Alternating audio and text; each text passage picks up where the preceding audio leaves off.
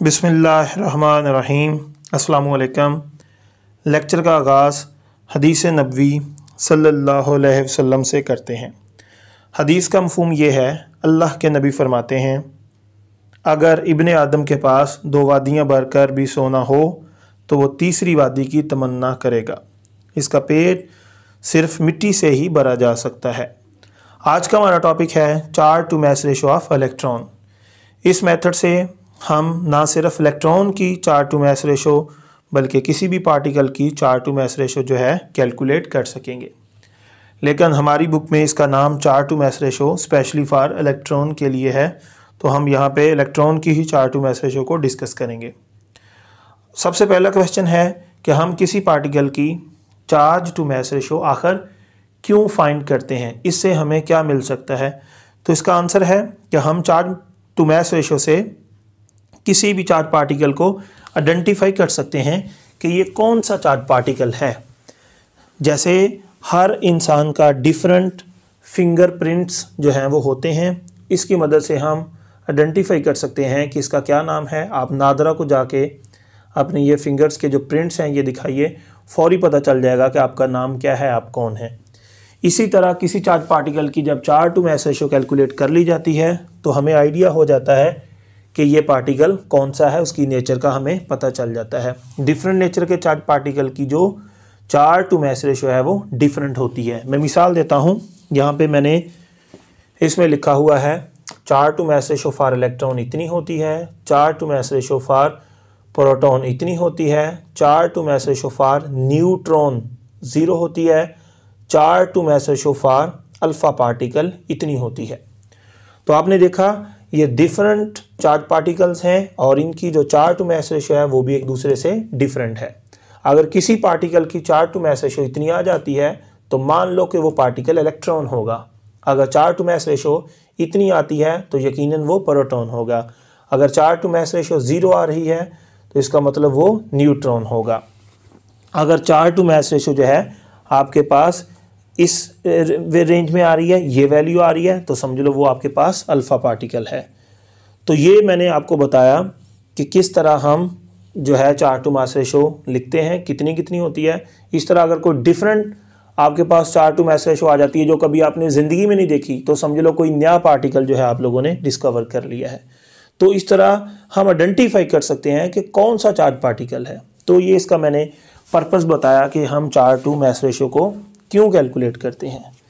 अब अगला सवाल है कि किस तरह किया जाएगा यह सारा कुछ, क्या करेंगे हम। तो ये आप सारा सीखेंगे। मैं at the end of lecture आप लोगों को इसके बारे में बहुत सारे कंसेप्चुअल क्वेश्चन जो है वो आपके साथ डिस्कस करूँगा। वो मैथमेटिकल होंगे, कुछ लॉजिकली भी होंगे। तो ये बहुत ही इम्पोर्टेंट क्वेश्चन है। सबसे पहले इलेक्ट्रॉन की जो charge to mass ratio calculate की थी, याद रख लो सर जे थॉमसन, ये आप लोग 9th-10th में पढ़ते हैं कि जे थॉमसन ने इलेक्ट्रॉन डिस्कवर किया था और उसी ने इलेक्ट्रॉन की जो चार्ज टू मास रेशो है वो कैलकुलेट की थी। आज हम भी चार्ज टू मास रेशो ही कैलकुलेट करेंगे। चार्ज टू मास रेशो का मतलब होता है चार्ज डिवाइडेड बाई उस पार्टिकल का मास। सबसे पहले जो स्टेप आप लोगों ने सीखना है, जो आपकी बुक में नहीं दिया गया लेकिन मैं आपको यहाँ पे सिखाऊंगा, वो ये होगा कि इलेक्ट्रॉन को हम एक्सेलरेट कैसे करेंगे। एक्सेलरेट करने से पहले इलेक्ट्रॉन हम कहाँ से लेंगे। तो आपके पास कोई भी एटम है, उसके गिर्द इलेक्ट्रॉन रिवॉल्व करते हैं। आप किसी एटम को उसकी आयोनाइजेशन एनर्जी के इक्वल एनर्जी या उससे ग्रेटर एनर्जी देंगे, तो कोई भी एटम को हम आयोनाइज करके डिफरेंट मेथड से इलेक्ट्रॉन को हासिल कर सकते हैं। हम आयोनाइज करने के बहुत सारे मेथड जो हैं सीख चुके हैं। किसी भी एटम को आप आयोनाइज कीजिए, उसके अंदर से इलेक्ट्रॉन निकालिए। अब इलेक्ट्रॉन निकाल के मैंने यहाँ रख दिया। हमने इलेक्ट्रॉन को एक्सेलरेट करना है, यानी उसको दौड़ाना है, उसको वेलोसिटी देनी है, उसके अंदर काइनेटिक एनर्जी लेके आनी है। किस तरह लेके आएंगे। जैसे कोई चीज़ को हम यहाँ पे रखते हैं तो भाग के ज़मीन की तरफ जाती है, इसके पास काइनेटिक एनर्जी आती है। इसी तरह हम किसी इलेक्ट्रॉन के अंदर काइनेटिक एनर्जी कैसे ला सकते हैं, सुन लें। यहाँ पे हम एक नेगेटिव प्लेट लेंगे, एक पॉजिटिव प्लेट लेंगे। ये नेगेटिव प्लेट कैसे बनी, हमने एक बैटरी ली जिसका नेगेटिव पोटेंशियल इसके साथ कनेक्ट किया और बैटरी का जो पॉजिटिव पोटेंशियल था वो हमने इस प्लेट के साथ कनेक्ट कर दिया। बिल्कुल कैपेसिटर की तरह इस पर नेगेटिव चार्ज क्रिएट हो जाता है और इस पर पॉजिटिव चार्ज प्रोड्यूस हो जाता है। आपको पता है ये नेगेटिव प्लेट है, ये पॉजिटिव प्लेट है, इनके दरमियान इलेक्ट्रिक फील्ड डेवलप हो जाएगी और हमने यहाँ पे इलेक्ट्रॉन को रख दिया है। इलेक्ट्रॉन पर कौन सा चार्ज है? आंसर है नेगेटिव। नेगेटिव प्लेट उसको इधर धकेलेगी, पॉजिटिव प्लेट भी उसको इधर धकेलेगी। तो ये इलेक्ट्रॉन यहाँ पे हमने रखा था, आपको पता है फॉर एग्जांपल ये यहाँ पर रेस्ट में था, ये प्लेट और ये प्लेट की फोर्स की वजह से ये इस तरफ दौड़ेगा, इस तरफ भागेगा, ये जो है वो काइनेटिक एनर्जी को गेन करेगा। और याद रख लो यहाँ पर जो मैंने बैटरी लगाई है उसका पोटेंशियल डिफरेंस E है और इलेक्ट्रॉन का जो चार्ज होता है आपको पता है वो कितना होता है, E के इक्वल होता है। अब अगला सवाल है, जब ये यहाँ से भाग के यहाँ पे पहुँचेगा तो फिर यहाँ से जब यहाँ पहुँचेगा तो इसके पास तो काइनेटिक एनर्जी आ चुकी होगी, ये काइनेटिक एनर्जी गेन कर लेगा। तो आप लोगों ने ये बताना है कि कितनी काइनेटिक एनर्जी गेन करेगा। तो आप लोगों ने चैप्टर नंबर 12 फिजिक्स में आप लोगों ने स्टडी किया है इलेक्ट्रॉन वोल्ट वाले आर्टिकल में कि जब इलेक्ट्रॉन इस तरह प्लेटों के दरमियान भागता है उसके पास जो काइनेटिक एनर्जी का गेन आता है वो बराबर है इस बैटरी का potential difference multiply by electron का चार्ज।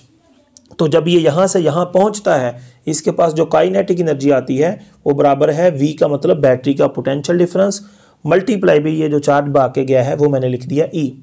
अब आप जानते हैं किसी भी चीज़ की जो काइनेटिक एनर्जी है उसका जनरल फार्मूला 1/2 mv का स्क्वायर होता है और मैंने इसकी जगह यहाँ पे लिख दिया, ये 2 यहाँ पे डिवाइड हो रहा था इधर मल्टीप्लाई कर दिया, यहाँ पे mv स्क्वायर 2ve आ गया, यहाँ से v स्क्वायर की value 2ve divided by m आ गई। अब इसके बाद मैं यहाँ बोथ साइड पे स्क्वायर रूट ले लेता हूँ तो v ऐसे आ गया 2ve ओवर m का स्क्वायर रूट, ये आपके पास इक्वेशन नंबर 1 आ गई। तो ये वो वेलोसिटी है जो इलेक्ट्रॉन ने यहाँ से यहाँ जब पहुँचा तब इसके पास वो वेलोसिटी जो है वो गेन हो चुकी थी। अब हम क्या करते हैं, इस प्लेट के अंदर छोटे छोटे सुराख बनाते हैं, ठीक है। ये प्लेट रहेगी तो आपस में कनेक्टेड, लेकिन इस प्लेट के अंदर छोटे छोटे हमने क्या बना दिए हैं, सुराख।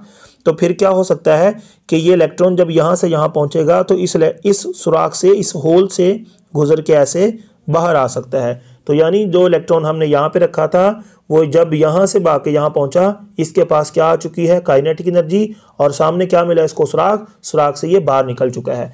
लेकिन जब यहाँ से जहाँ पहुँचता है जितनी इसके पास काइनेटिक एनर्जी आ जाती है, जितनी वेलोसिटी आ जाती है, जब वो बाहर जाता है समझ लो उतनी ही काइनेटिक एनर्जी उसके पास होती है जब ये इस प्लेट से फौरी बाहर निकलता है।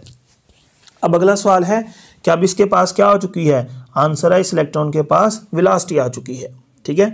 और इस इलेक्ट्रॉन के पास कितनी वेलोसिटी आ चुकी है, मान लो v वेलोसिटी आ चुकी है।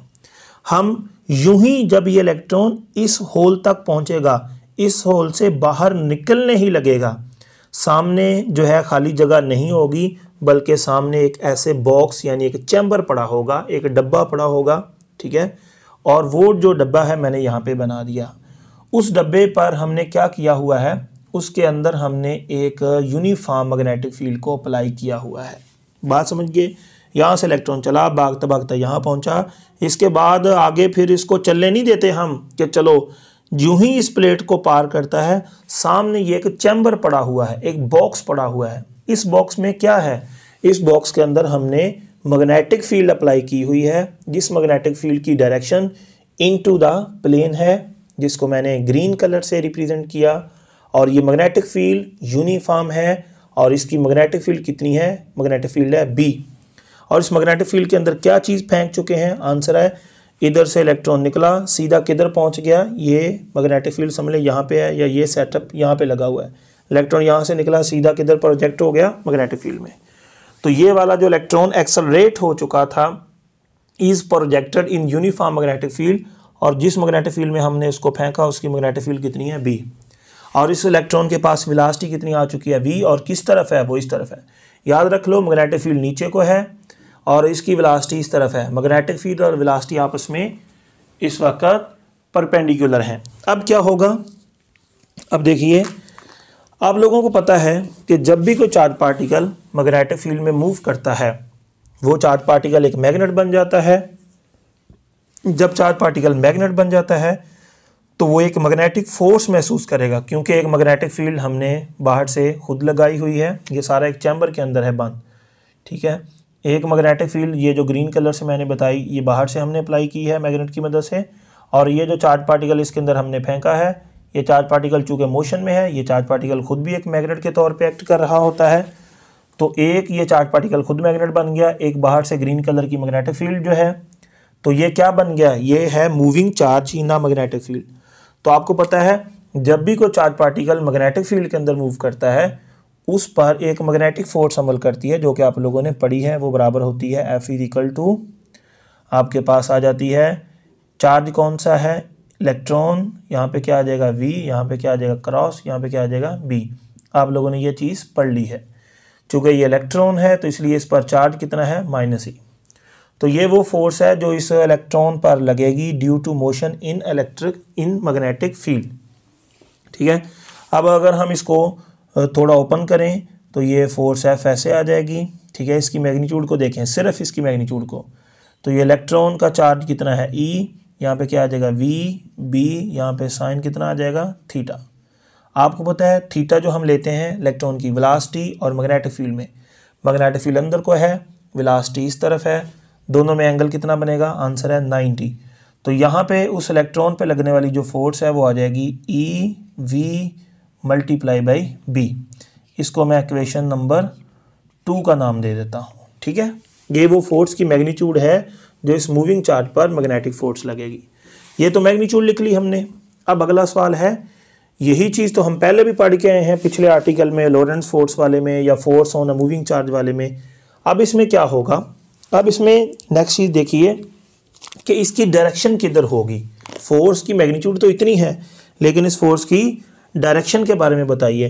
तो आपको पता है मूविंग चार्ज जब मैग्नेटिक फील्ड में मूव करता है उस पर लगने वाली मैग्नेटिक फोर्स की डायरेक्शन हम राइट हैंड पाम रूल से मालूम कर सकते हैं। मैंने बताया था उंगलियां, फिंगर्स को मैग्नेटिक फील्ड की तरफ कर लो और जो आपका थंब है ये चार्ज पार्टिकल की वेलोसिटी की तरफ कर लो। तो मैग्नेटिक फील्ड किधर है, नीचे को, फिंगर्स को नीचे कर लिया मैंने, और वेलोसिटी किधर है, इस तरफ, थंब मैंने उधर कर लिया। तो पाम किधर जा रही है, पाम आप देखें, पाम इस तरफ है। तो चूंकि मैंने आपको बताया था अगर पार्टिकल नेगेटिव हो तो फिर जिधर पाम जा रही है उसके अपोजिट ले लो। बात समझिए, अगर पॉजिटिव चार्ज पार्टिकल है तो जिधर पाम जा रही है उधर ही फोर्स लगेगी, अगर नेगेटिव चार्ज पार्टिकल है तो जिधर पाम जा रही है उसके अपोजिट लगेगी। तो इस इलेक्ट्रॉन पर जो मैग्नेटिक फोर्स लगेगी वो किस तरफ लगेगी, आंसर है वो इस तरफ लगेगी। ठीक है, अब मुझे बताइए, मैंने आपको बताया था कि अगर वेलोसिटी और फोर्स के दरमियान एंगल 90 हो तो वहाँ पे कौन सा मोशन आता है, आंसर है वहाँ पे सर्कुलर मोशन प्रोड्यूस होता है। फिर से सुन लें, अगर वेलोसिटी और फोर्स के दरमियान एंगल 90 हो तो वहाँ पर जो मोशन होती है वो प्योर सर्कुलर मोशन होती है। मैंने आपको पिछले आर्टिकल में बताया जिधर वेलोसिटी हो उधर फोर्स लगाएं, वेलोसिटी बढ़ जाती है, जिधर वेलोसिटी हो अपोजिट फोर्स लगाएं, वेलोसिटी कम हो जाती है। जिधर वेलोसिटी हो 90 के एंगल पे फोर्स लगे तो वहाँ पे सर्कुलर मोशन प्रोड्यूस होती है। तो यहाँ पर जो इलेक्ट्रॉन है वो सर्कुलर मोशन स्टार्ट कर देगा, जिसको हम ऐसे यहाँ पे बना सकते हैं कि ये इलेक्ट्रॉन यहाँ से ऐसे एक सर्कुलर पाथ जो है वो अडॉप्ट कर लेगा। तो इसकी जो मोशन है वो एक सर्कल में हो जाएगी। हमें कैसे पता चला, क्योंकि वेलोसिटी और फोर्स के दरमियान एंगल 90 है। फिर आप यहाँ पे बना सकते हैं कि ये इलेक्ट्रॉन जब यहाँ पे जाता है इसकी वेलोसिटी इस तरफ है, अगर इसकी वेलोसिटी इस तरफ है, मैग्नेटिक फील्ड नीचे को है, पाम इधर है, तो पाम का रिवर्स लेंगे तो इसकी जो फोर्स है वो इस तरफ बनेगी। ठीक है, अगर इलेक्ट्रॉन यहाँ पे जाता है तो आपको पता है वेलोसिटी लॉन्ग द टेंजेंट लेते हैं, वेलोसिटी इस तरफ है, अंगूठा वेलोसिटी की तरफ कर देंगे और फिंगर्स को मैग्नेटिक फील्ड की डायरेक्शन में कर देंगे, और पाम किधर जा रही है, इस तरफ, इसका अपोजिट किधर है, इस तरफ। तो यहाँ पे मैग्नेटिक फोर्स जो है इस डायरेक्शन में अमल करेगी। फिर यहाँ से इलेक्ट्रॉन जो है फर्दर अगर हम इस पॉइंट पे देखें तो अलॉन्ग द टेंजेंट वेलोसिटी इस तरफ बनेगी। अगर वेलोसिटी इस तरफ बन रही है, मैग्नेटिक फील्ड नीचे को है, पाम इधर जा रही है, तो चूँकि नेगेटिव चार्ज पार्टिकल है तो हम इस तरफ फोर्स लेंगे। तो हमने डिफरेंट पॉइंट पे चेक किया, जो मैग्नेटिक फोर्स है इस पॉइंट पे इधर को है, इस पॉइंट पे इधर को है, इस पॉइंट पे इधर को है। हमेशा वेलोसिटी और फोर्स के दरमियान जो एंगल कितना है 90, जिसकी वजह से ये मुसलसल सर्कुलर मोशन स्टार्ट कर देगा। ठीक है, अगर ये इलेक्ट्रॉन यहाँ पे सर्कुलर मोशन कर रहा है इसका मतलब है इस पे लगने वाली जो मैग्नेटिक फोर्स है EVB वो सेंट्रीपिटल फोर्स के बराबर हो चुकी है। तो हम यहाँ पे लिख सकते हैं, चूँकि वो पार्टिकल जो है सर्कुलर मोशन कर रहा है तो वहाँ पे लगने वाली उस पर जो मैग्नेटिक फोर्स है वो बिल्कुल सेंट्रीपिटल फोर्स के इक्वल आ चुकी है। और मैग्नेटिक फोर्स किसके इक्वल है? EVB। और सेंट्रीपिटल फोर्स किसके इक्वल होती है? MV का स्क्वायर ओवर क्या होता है हमारे पास? R। ठीक है, यहाँ पर आप लोग क्या कर सकते हैं, ये V को V से कैंसिल कर सकते हैं स्क्वायर से। यहाँ आपके पास क्या बच जाएगा? EB। और यहाँ पे क्या आ जाएगा आपके पास? MV ओवर क्या आ जाएगा आपके पास? R आ जाएगा। इसके बाद हमारे पास बचता है चार्ज टू मैस रेशो, चूँकि हमने फाइंड करनी है। और ये हमारे पास क्या है? ये वाला हमारे पास चार्ज है और ये वाला क्या है? मैस। तो ये चार्ज यहाँ पे रह गया, मैस इधर आके इसके साथ डिवाइड हो जाता है। पीछे क्या बचेगा हमारे पास? V ओवर क्या बचेगा? R। और B यहाँ पे मल्टीप्लाई हो रहा है, यहाँ B क्या हो जाएगा? डिवाइड। तो ये आप इस क्वेश्चन को क्वेश्चन नंबर 3 का नाम दे दें। तो आपके पास क्या आ चुकी है? Charge to mass ratio. ठीक है, अब यहाँ पे आपने जो V है इसकी वैल्यू कैलकुलेट की हुई है, हम V की वैल्यू यहाँ पुट करेंगे। तो यहाँ अगर V की वैल्यू है आपके पास, आपको पता है 2VE ओवर M, तो इसको हम यहाँ पुट करेंगे। हमारे पास चार्ज टू जो मैस रेशो है वो आ जाएगी 2, ये बैटरी के पोटेंशियल डिफरेंस इनटू क्या है? E, डिवाइड में क्या है इसके? डिवाइड में है इसके M। ठीक है, ये V की वैल्यू पुट कर दी। और बटे में क्या है हमारा? R इंटू क्या है? B। और इसके ऊपर आपको पता है क्या चीज़ थी? इसके ऊपर था स्क्वायर रूट। अब जब हमने V की वैल्यू पुट करके ये इक्वेशन बना ली, अब आपका काम होता है दोनों साइडों पे स्क्वायर ले लें। स्क्वायर लेने से ये होता है कि हमारी जो रकम है वो थोड़ी मुख्तसर हो जाएगी। इसका स्क्वायर लेंगे E स्क्वायर और M स्क्वायर आ जाएगा। इस स्क्वायर रूट वाली रकम का स्क्वायर लेंगे तो स्क्वायर रूट ख़त्म हो जाएगा, 2VE ओवर M आ जाएगा। ये डिवीजन ऐसे आ जाएगी, इसका स्क्वायर R स्क्वायर आ जाएगा, इसका स्क्वायर B का स्क्वायर आ जाएगा। अब हमने ये एज इट इज़ यहाँ पे लिख लिया 2VE over M, 2VE over M लिख लिया। बटे में ये था R square B square as it is आ गया। अब यहाँ पे देखें ये E का स्क्वायर इससे कट जाता है, M का स्क्वायर, ठीक है, यहाँ से M से कट जाता है। हमारे पास E ओवर M जो है वो बराबर आ जाएगी 2VE, डिवीजन में आ जाएगा आपके पास R का स्क्वायर इंटू B का स्क्वायर।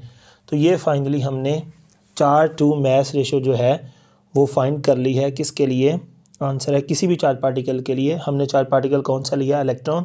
तो इलेक्ट्रॉन के लिए ये चार्ज टू मैस रेशो आ जाएगी। हम इसको कैलकुलेट कर सकते हैं अगर हमें बैटरी का पोटेंशियल डिफरेंस पता हो, जो कि वोल्ट मीटर से पता चल जाएगा, और सर्कल के रेडियस का पता होना चाहिए, और वहाँ पे जो मैग्नेटिक फील्ड फाइंड की है उसका पता होना चाहिए। मैग्नेटिक फील्ड मैग्नेटोमीटर से पता चल जाएगी, पोटेंशियल डिफरेंस वोल्ट मीटर से पता चल जाएगा। अगर हमें रेडियस का पता चल जाए उस सर्कल के तो हम charge to mass ratio find कर सकते हैं। अब यहाँ पे एक क्वेश्चन आता है कि क्या हम लोग जो है बैटरी के वोल्टेज को डबल कर दें, चार्ज टू मैस रेशो पे असर आएगा? आंसर है बैटरी के वोल्टेज डबल करने से चार्ज टू मैस रेशो पे कोई इफेक्ट नहीं आता, क्योंकि जितना चार्ज है वोल्टेज चेंज करने से चार्ज जितना अल्लाह ताला ने इलेक्ट्रॉन का बनाया है और मास जो बनाया है उस पर कोई इफेक्ट नहीं आएगा। देखने में ऐसा लगता है कि वोल्टेज बढ़ाने से ये बढ़ जाएगा। आंसर है ये देखने में लगता है, लेकिन मसला क्या है, जब आप वोल्टेज बढ़ाएंगे तो वोल्टेज बढ़ाने से जो है आपके पास उस चार्ज पार्टिकल की वेलोसिटी बढ़ जाएगी। जब वेलोसिटी बढ़ जाएगी तो उसका रेडियस बढ़ जाएगा। मतलब आपने इस चीज़ को बढ़ाया तो आपको लगेगा ये बढ़ेगा, लेकिन ये जब बढ़ता है तो ये भी रकम बढ़ जाती है। जब ये रेडियस का स्क्वायर बढ़ता है तो जितना ये बढ़ा उतना रेडियस का स्क्वायर बढ़ गया, तो इसके आंसर पे कोई इफेक्ट नहीं आएगा। फिर आपको ऐसे लगता है जैसे हम मैग्नेटिक फील्ड को बढ़ा दें तो फिर इसकी वैल्यू कम हो जाएगी।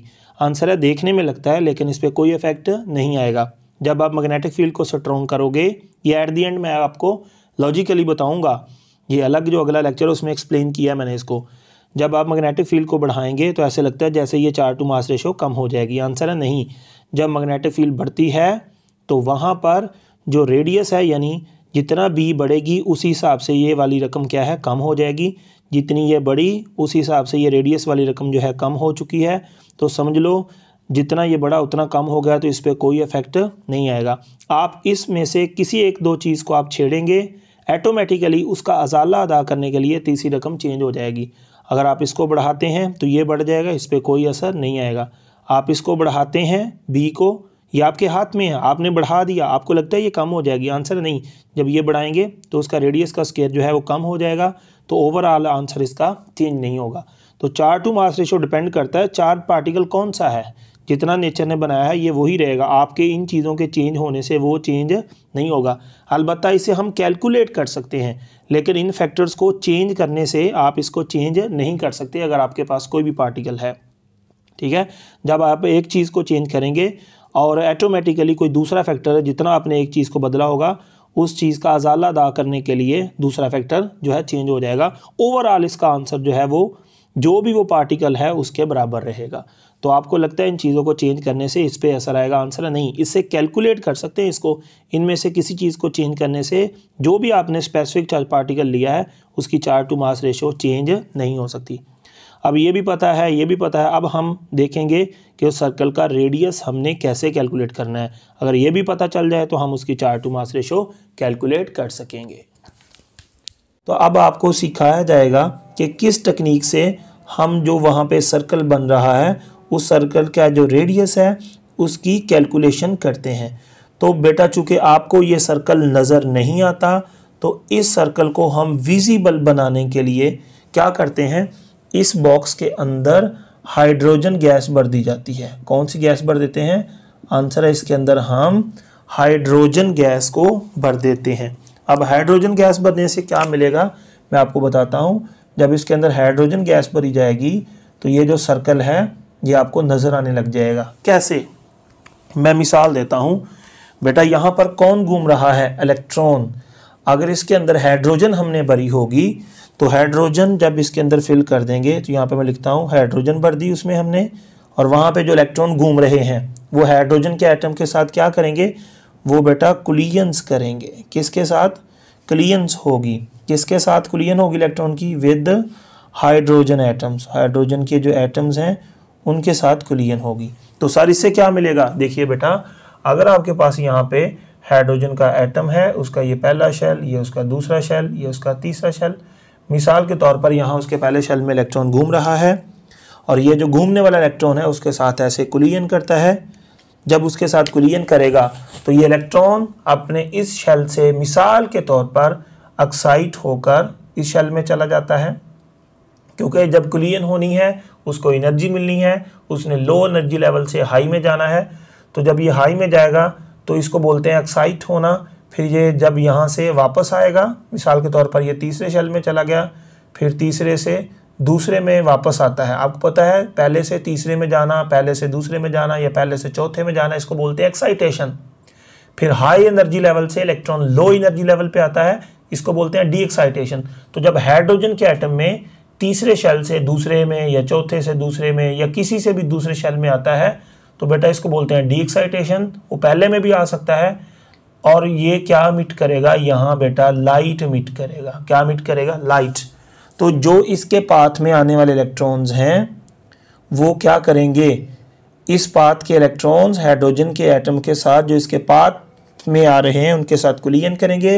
हाइड्रोजन के एटम के इलेक्ट्रॉन्स एक्साइट होंगे, वो एक्साइट होंगे तो फिर डी एक्साइट होंगे।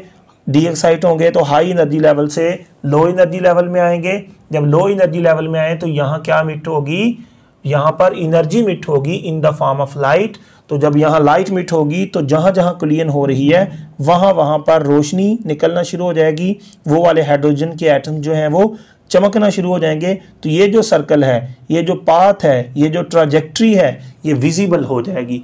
तो इस तरह हमने उसके अंदर हाइड्रोजन को भर के यहाँ पे घूमने वाले इलेक्ट्रॉन की इसके पाथ में आने वाले हाइड्रोजन एटम के साथ खुद ब खुद कुलियन की वजह से, हाइड्रोजन के एटम्स के एक्साइटेशन की वजह से, फिर उनकी डी एक्साइटेशन होती है, फिर एनर्जी मिट होती है। और वो हाइड्रोजन अगर हो तो वो लाइट की सूरत में हो सकता है। आप कोई और गैस भर दें तो और गैस के अंदर भी ऐसा होगा, लेकिन वहां हो सकता है कि डी एक्साइट जब हो तो वहां पर लाइट ना मिट हो, बल्कि हो सकता है वहां पे अल्ट्रा वायलेट रेज मिट हो जाएं या एक्स रेज मिट हो जाएं, या हो सकता है इंफ्रारेड रेज मिट हो जाएं, या कोई भी इस तरह की और जो है हीट वेव्स मिट हो सकती हैं जो कि आपको नज़र नहीं आती। लेकिन अगर आप हाइड्रोजन बनेंगे तो वहाँ पे जो है रोशनी मिट होगी जिसको आप आंखों से देख पाएंगे, डिटेक्ट कर पाएंगे। तो इस तरह बेटा जो हमारा ये पाथ है ये हाइड्रोजन बनने से जो है वो क्या हो जाता है, उसके साथ कुलियन की वजह से एटम की एक्साइटेशन और डी एक्साइटेशन की वजह से जो एनर्जी इमिट होती है वो लाइट होती है, जिसकी वजह से ये पूरा जो सर्कल है ये विजिबल हो जाता है। जब ये सर्कल विजिबल हो जाता है तो फिर हमें पता होता है सर्कल का ये सेंटर है, सेंटर से यहाँ तक जो फासला होगा उसको हम क्या बोलेंगे, रेडियस। इस तरह हम रेडियस कैलकुलेट करके इसमें पुट कर देंगे, आपके पास इलेक्ट्रॉन की चार्ज टू मास रेशो आ जाएगी।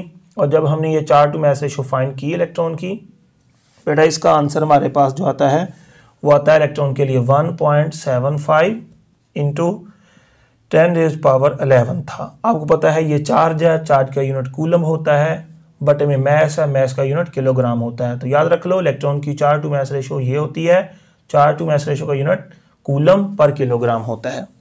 तो ये बेटा इलेक्ट्रॉन की चार्ज टू मास रेशो। हम बात करें charge to mass ratio electron की ज्यादा है या प्रोटॉन की, तो आंसर है charge to mass ratio electron की हम लिख लेते हैं E/m, और प्रोटॉन की जो चार्ज टू मास रेशो है वो भी लिख लेते हैं E/m।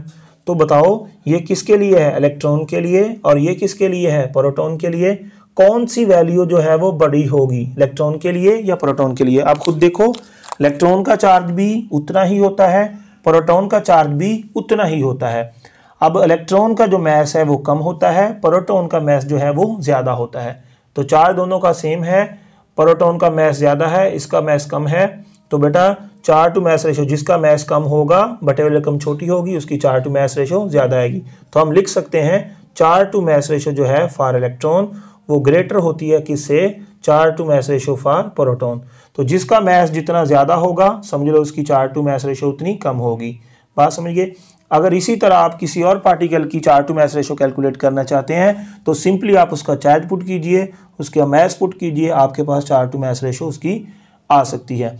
अब अगर आपसे पूछा जाए दो पार्टिकल है उनका सेम चार्ज है तो चार्ज टू मास रेशो किसकी ज़्यादा होगी, आंसर है जिसका मैस कम होगा उसकी चार्ज टू मास रेशो ज़्यादा होगी। आप इस तरह बेटा किसी भी पार्टिकल की जो चार्ज टू मास रेशो है उसकी कैलकुलेशन कर सकते हैं। अगर आपसे पूछे प्रोटॉन की चार्ज टू मास रेशो कितनी है, सॉरी अगर आपसे वो पूछे न्यूट्रॉन की चार्ज टू मास रेशो कितनी है, तो आप बोलेंगे न्यूट्रॉन का चार्ज 0 है, मैस उसका m है, तो इसकी चार्ज टू मास रेशो कितनी आ जाएगी, 0। अगर आपसे पूछे न्यूट्रॉन की मैस टू चार्ज रेशो क्या है, तो आप क्या लिखेंगे, मैस ओवर क्या लिखेंगे, चार्ज। तो न्यूट्रॉन का मैस कितना है, m है, चार्ज कितना है, 0। तो अगर उसकी चार्ज टू मास रेशो 0 है तो उसका मास टू चार्ज रेशो जो है वो इन्फिनिटी होगी। बात समझ गए। तो अब बेटा नेक्स्ट लेक्चर में मैं इसके बारे में काफ़ी कंसेप्चुअल क्वेश्चन करूंगा। अगर आप वो कंसेप्चुअल क्वेश्चंस देखना चाहते हैं किस तरह के हैं तो आप नेक्स्ट लेक्चर जो है सुन सकते हैं।